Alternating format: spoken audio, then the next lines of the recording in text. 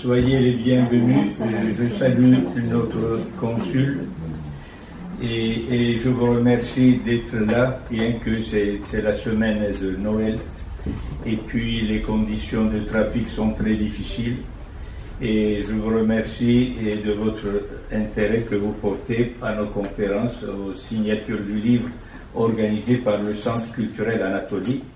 Aujourd'hui, nous avons un programme assez riche et là, vous allez voir, vous allez écouter d'une part et puis faire signer lettre d'exil 1975-1995 entre M. Nedim Gürsel et son directeur de thèse, René Tiandov. Et là, avant de commencer, vous allez voir un film tourné par... C'était... Il y a un an.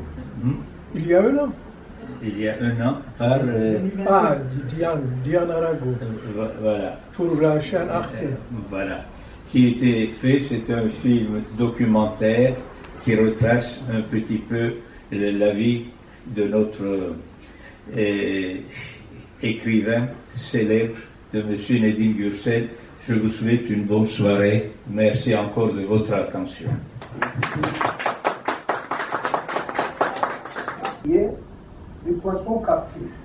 Pourquoi? Parce que Balık, avec ce i sans point du turc, Balık veut dire poisson, et Esir ça veut dire captif. Et j'imaginais des poissons qui étaient captifs dans un lac, et j'avais pitié pour eux.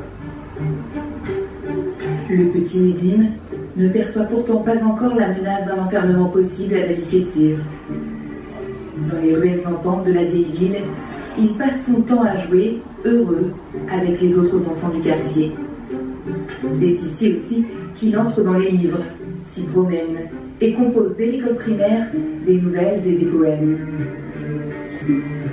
Très très jeune, déjà à 9 ans, j'écrivais des poèmes rythmés et rimés, parce que j'avais ce père qui passait son temps à taper les touches de Xavier Remington, qui était professeur de français en train de traduire des auteurs. Et je me demande si je n'ai pas voulu continuer le travail inachevé de ce père intellectuel qui parlait le français et dont l'image s'identifie à ce lieu pour moi. La mort précoce de son père dans un accident sur la route de Balıkesir. Au regard bleu qui m'a donné la vie, qui m'a créé de sa semence, qui n'existe désormais que sur les photojaunies et que ma mémoire elle a ressuscité. Mais quel genre d'homme était-il? Nous n'avons même pas trinqué ensemble. J'ai vécu ce voyage comme un voyage dans le temps. Donc la tour de l'horloge, qui est le symbole de la ville de Balıkesir, représente pour moi le temps, mais le temps que nous voulons arrêter pour ne pas mourir.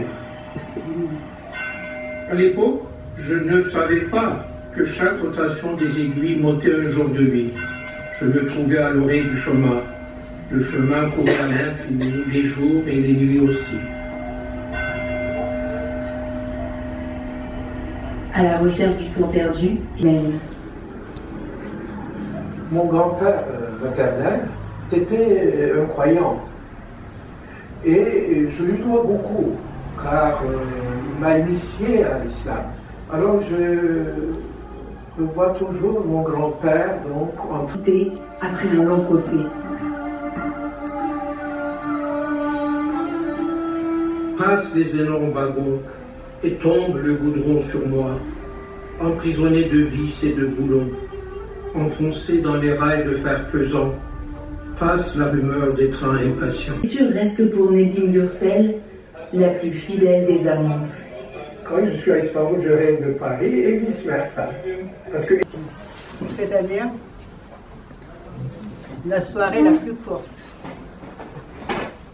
Donc on peut interpréter peut-être c'est le retour de la lumière. Et donc Nedim Gürsel a choisi ce jour, le 21 décembre. Je ne sais pas s'il y avait rue de l'Arthur de l'Armatan.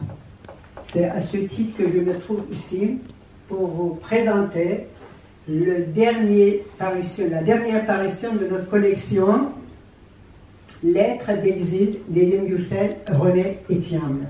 De la langue turque, comme c'était Nazım Hikmet, il dit qu'il aime la langue et il dit écrire, c'est rêver. De la langue turque et de la langue française, il m'avait beaucoup impressionné. Quand Nedim nous a dit... Merci Sergi et bonsoir.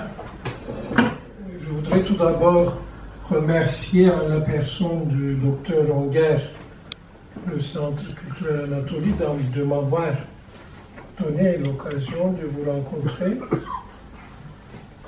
Je voudrais aussi remercier la réalisatrice Diane, qui a fait ce documentaire quelque peu intime, certes, mais ô combien représentatif de ma situation.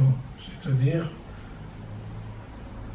elle a parlé en quelque sorte, ou elle m'a fait parler en quelque sorte, du soupir du Turc assis entre deux chaises.